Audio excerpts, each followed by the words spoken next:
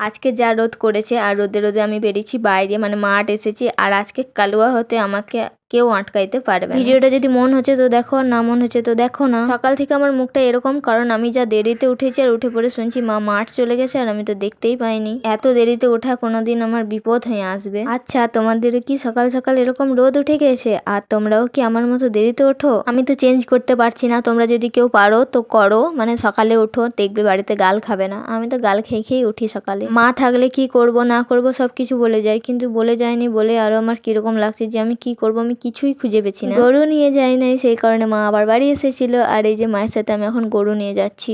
এবার গরু নিয়ে যেতে যেতেই আমাকে বলবে যে কি এই করতে হবে, ওই করতে হবে, এই করবি, এই রান্না, ওই রান্না। এখন যেহেতু চাষের সময় অনেকে বিজন ফেলেছে, আবার অনেকে ধানও লাগাইছে, সেই জন্য গরুগুলোকে আর খুলে রাখা হবে না, গরুগুলোকে এবার টেঙে দিতে হবে। তো আমার চোখ পড়ে এই ঘরটার ওপর, কিন্তু ঘরটাতে যেয়ে দেখি কি অবস্থা করে রেখেছে। এগুলো যেই সরকার থেকে দিয়ে রেখেছিল মাঠে, তো কি অবস্থা দেখো, রুমগুলোর অবস্থা এত বাজে করে রেখেছে যে কিছু বলার নাই। কিন্তু কুয়োটাতে জল রয়েছে, আর অনেক জল রয়েছে। তারপরে আমি ওই গাছের ছায়াতে একটু দাঁড়িয়েছিলাম, আর চারিদিকে দেখো গাছ আর গাছ, পিছন দিকে মাঠ আছে কিন্তু বোঝাই যাচ্ছে না, আর ডাঙাল। তো আমার বাড়িতেও কাজ আছে, আর মা বললো যে বাড়ি চলে যেতে। তো এবার আর রোডে রোডে আমি যাইনি, এবার মাঠে মাঠে বাড়ি যাচ্ছি। আর এদিকে দেখো অনেকে ধান পুঁতেছে, কারণ আমাকে যেয়ে নিয়ে আবার রান্না করতে হবে, কারণ বাড়িতে কেউ নেই, বোনি স্কুল চলে গেছে আর মা আর বাবা মাঠে। তো রান্নার কিছু ভিডিও আমি করি নাই, এই পাশ ওই পাশ করতে করতে আমার সময় চলে গেল। আর যা গরম, একবার জল, একবার এই ঘর, একবার ওই ঘর। তারপর আমি এখানে ভরে নিই খাবার, আর এবারে আমি আর হেঁটে হেঁটে যাবো না, এবার আমি সাইকেল নিয়ে যাবো। আর ওই রোডে রোডে রাস্তাতে যেহেতু জ হবে সাইকেল নিয়ে, সেখানে সাইকেল নিয়ে যাবো। এখানে জল আর টিফিনে ভাত, থালা বাটি সবকিছু নিয়ে নিয়েছি। প্রথমে ভাবলাম যে ছাতা নিয়ে যাব, কিন্তু ছাতা নিয়ে আমি সাইকেল ধরবো না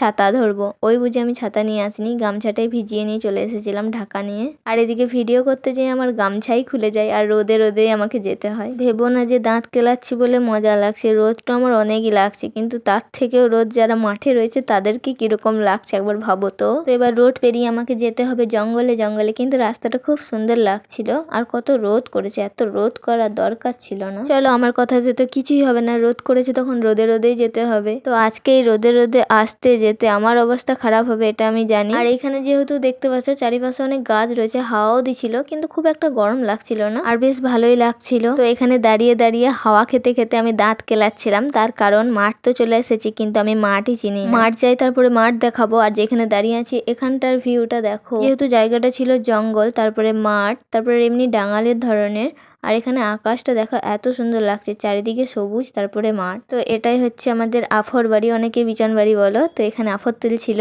মানে বিচন তুলছিল। দেখো খাবারগুলো খাওয়া হয়ে গেছে, আর মা এখন বাসনগুলো মেজে দিচ্ছে, কারণ বাসনগুলো নিয়ে আমি আবার বাড়ি চলে যাব। আর ওই যে সামনে যে মাঠটা দেখছো, মানে ধান লাগানো হয়ে গেছে, ওই মাঠটাও আমাদের।